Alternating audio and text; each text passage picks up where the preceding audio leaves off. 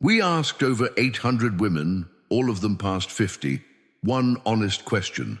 What do you actually notice about a man past 60 that tells you the most about who he really is? Not what he looks like, who he is. Their answers had almost nothing to do with the gym, nothing to do with height, and very little to do with what most men spend their time worrying about. Nearly every woman pointed to the same 5 moments, small, everyday situations that most men don't even realize they're being watched in. The one that ranked highest surprised me the most, because it happens dozens of times a day and almost no man pays attention to it. Here are the 5 things women say reveal a man's real character, and none of them are about how he looks. Number 5, how he treats people who can do absolutely nothing for him. The waiter, the cashier, the person behind the counter at a coffee shop. Women past 50 have been watching men long enough to know that the way a man treats someone who has no power in the interaction tells you everything about who he is when the performance is off. A man who is warm, patient, and genuinely respectful to people in service roles, even when things go wrong, even when there's a mistake, is showing something that cannot be faked consistently.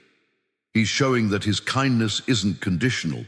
It doesn't depend on what he's going to get back. Women notice this within the first 20 minutes, often sooner.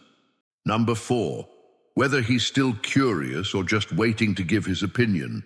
There's a specific kind of man who has stopped asking questions. He's been around long enough that he believes he already knows.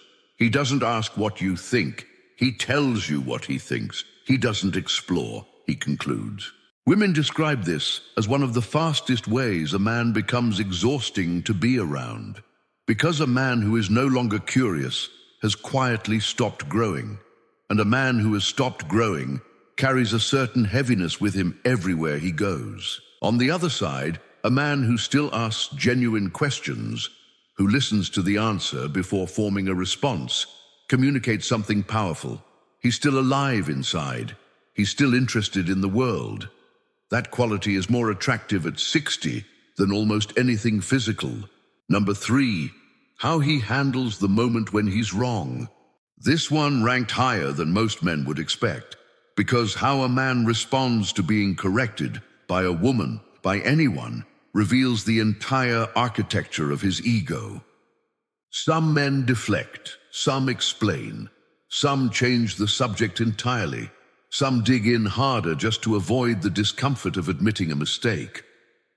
Women see this pattern clearly. They've watched it play out enough times to recognize it in the first 5 minutes of a real conversation. But a man who can say, "I was wrong about that," simply, without theater, without making it a whole performance of humility, is extraordinarily rare. And women past 50 know exactly how rare it is, because most of them spent years with men who couldn't do it. Number 2, the way he talks about his past. He talks. Every man past 60 has a history, failed relationships, decisions that didn't work out, things he lost, people who hurt him. What women listen for, carefully, is how he carries all of it. There's a version of that story that's built on blame. The ex who ruined everything, the business partner who betrayed him, the world that didn't give him what he deserved. Women hear this and understand immediately what daily life with this man would feel like. And then there's another version. The same events, the same pain, but carried differently, acknowledged without bitterness, learned from without resentment. A man who can talk about his hardest chapters without needing someone else to be the villain. That man communicates something that most men never develop, peace with his own story. Women said this single quality told them more about a man's emotional maturity than anything else on the list. Number 1, whether his life still has a point to it.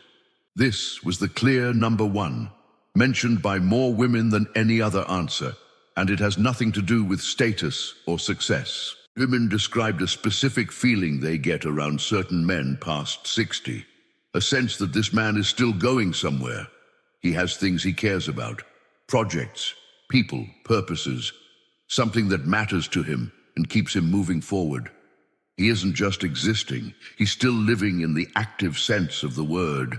The contrast they described was a man who has quietly given up, who talks mostly about the past, who has stopped building anything, who seems to be waiting. For what, he can't quite say. Women said you can feel this quality, or its absence, within the first conversation. It doesn't require wealth. It doesn't require perfect health. It requires that a man has decided his story isn't over yet, that there is still something ahead worth showing up for. Here is what connects all 5 of these. None of them require youth. None of them require a gym membership or a different face or a different body. They require something harder and rarer than any of that. They require a man who has been through enough to know what actually matters and made the decision to keep becoming someone worth knowing. That decision is available to every man, at any age, starting today. How you treat the stranger in front of you, whether you're still listening or just waiting to talk, whether you can be wrong without the world ending, whether you've made peace with your own past, whether your life still has somewhere it's going. Those are the 5 things she notices, and now you know.